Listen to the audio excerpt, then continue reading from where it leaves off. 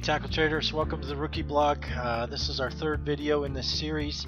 The last 2 weeks we talked about how to get into a trade, how to find a trade, look for our market bias first, run our numbers, our set numbers, that's our stop, entry, and target. We talked last week about risk, reward, and position sizing, two of the most important concepts in trading. We went over that manually. I showed you guys how to figure that out.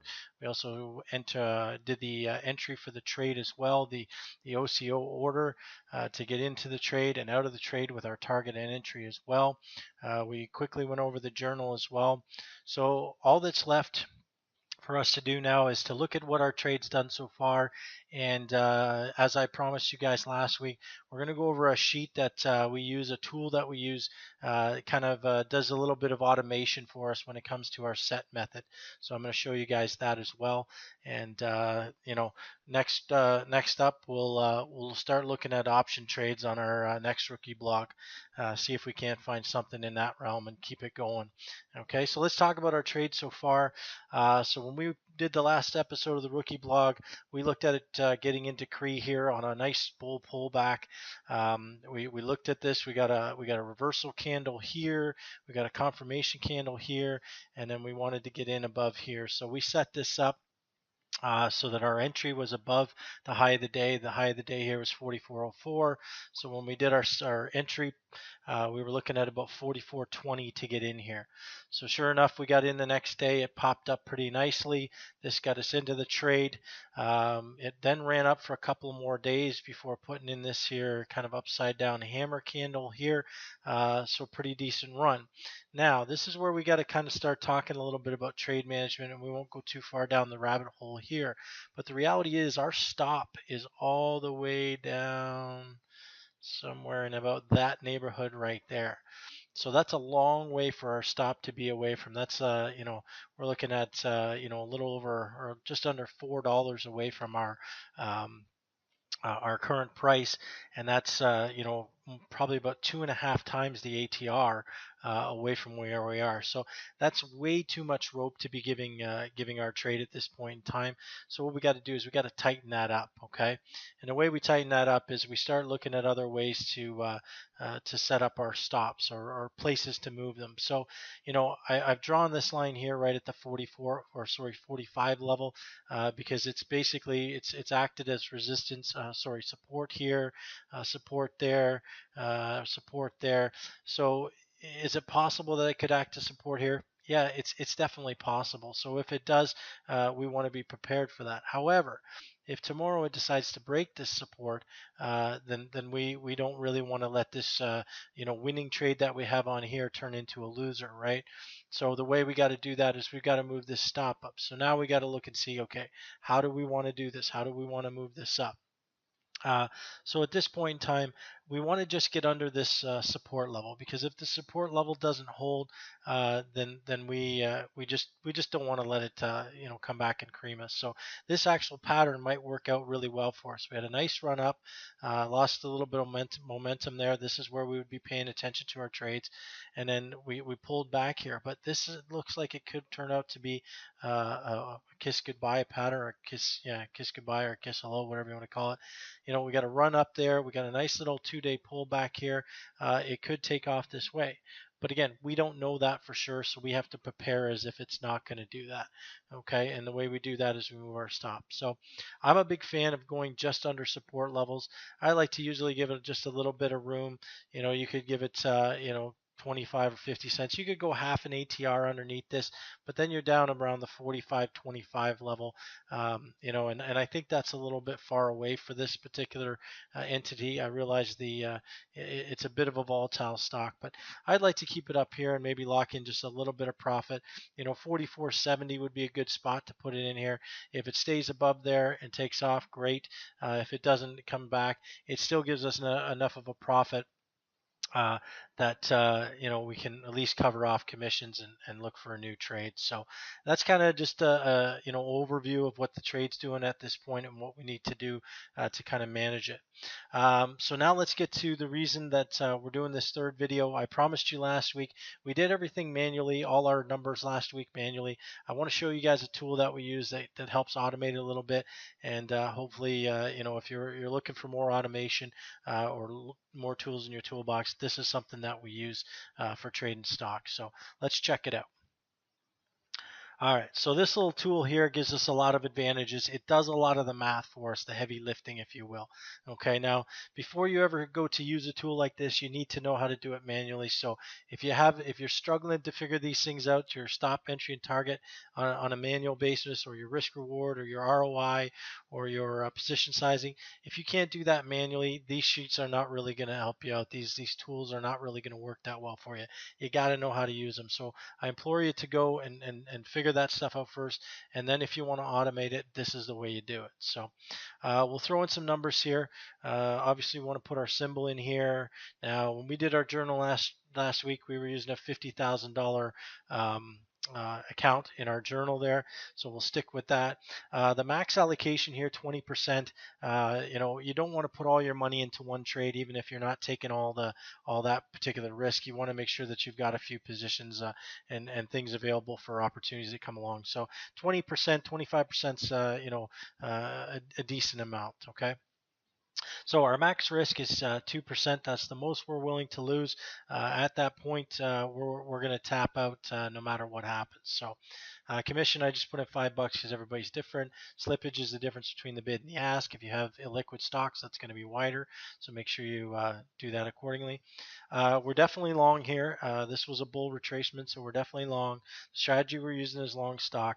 Now, what we're looking for is the close price of the day that we put it on. That happened to be 43.63 for that day, and the ATR was 1.53. Okay, so now the earnings date, we can go to our chart there, and we can look down here, and we see the earnings date is 8/14/18. So we can put this stuff in properly, right? Go up here, we can change this right here. We can delete that, go put an 8, and put our little 14 in here. And now we've got our proper date in there. Okay. Now these numbers down here, this is just scoring our chart. Really, it's kind of a just how good is our setup really. So technically we had a nice pattern. I'd give it an 85. Fundamentally, CRE is subject to kind of moves in oil, I think, and so I gave it a 75. It's really, those numbers aren't that important, just kind of an idea, right? Now, I wouldn't say this is super bullish, but I would say it's kind of moderately bullish for the overall market, and I would say that the sector was kind of in line with that. Okay. So trade notes here, you can say got in on a bull retracement, sector in line, um, you know, uh, just good technical pattern. Just put in all the reasons why you took the trade. Okay, that's the most important thing for your notes. That's what we're putting in our journals as well, because that's going to help you with your thought process as you go on there. Okay. So now we got to go up and throw in some numbers here. Obviously, the high point wasn't. What we're looking for is the high of the day that we put the trade on, and that was 44.04 for that day. The low point was 41.80. Okay. And now we got to put in our targets. Now we talked about our main target being 50. I'm going to put that in as a second one. If we looked at the chart there, it kind of ran into some resistance here at the 47-ish level. Now we wouldn't have been able to see that unless you really looked here for an intermediate level. But we're just going to put it in for our illustrative purposes at this point. So 47 there, and we'll say that the big target would be 55. Nice round number. Okay, so now we got some targets in there. We got our high points and our low points and our ATRs. Now we come down here, and this already pre-does the numbers for us. Okay, it tells us what to buy. It says buy, CRE on a stop limit order at 44.19, and don't pay any more than 44.35. It tells us what our stop market is, and if you looked at the numbers from last week, we were 44.20 and we were 44.66, I think, so or maybe 68. So just a little bit of rounding there, but this thing's very precise for us, right? Um, so then we got, over here we could put in our trade size. Let's say we're going to use 200 shares, right? We're not going to go all the way, even though we could use 225. Okay. So then it gives us our numbers. It says max percentage of the max. We're using 89%. Our total risk, even though 2% of 50,000 is $1,000, we don't have to risk the whole thing, right? In this case, we're risking a max of $550 or 1.1%, and the most we're spending is about $8,870. Okay, so this does all of this stuff for you. It tells you, how far you are from entering, your total risk in ATRs. You're 3.5% away from the price. It tells you the day to earnings as well. And so then one other thing that we can do with this little sheet, so you can see that it gives you a lot of valuable information. The other thing we can do is we can go to FinViz here. We can throw in the company symbol here, and we can take a screenshot of it. We can copy it, and we can go back and we can put that in our chart as well. So we can go into here, we can paste that bad boy in there, make sure we bring it to a reasonable amount here so we can see everything, and boom. So now we've got a record of what we've done. We've got a record of the stock that we're doing. We've got all our numbers figured out here, and we've got the pattern in here as well. This is something that you can use to track your trades as well, along with your journal. It's a very good little tool. You plug in the values. It gives you what to buy, when to get out. It tells you the max. It takes into the one thing that this sheet does that's very good is it takes in your max allocation. So what it does is it basically takes 50,000, takes 20% of that, right, $10,000, and then it divides it by the cost of the stock. That's where you get your max down here, and then it makes sure that you don't exceed this 2%. Now you can see in this particular case that we don't even get to our 2% because our max allocation, even if we move this to 225 here, 225. If you move it to there 100% max, it still only gets to 617. So it never gets to this 2% amount, which is fine. Now if you change that to 1% amount, you'd see that it would go over, right? So let's change that to 1, and you'll see this go red because it says we're using too many. Okay, so your max allocation and your risk, it's always the lesser of the two. Okay, so that's a good little tool there. So anyway, like I said, you got to know how to do this manually, but once you know how to do it manually, if you want to use the automated way to do things, that's cool too. Now, we want to have one other little tool that we use that's very interesting. This is a position sizing calculator, okay?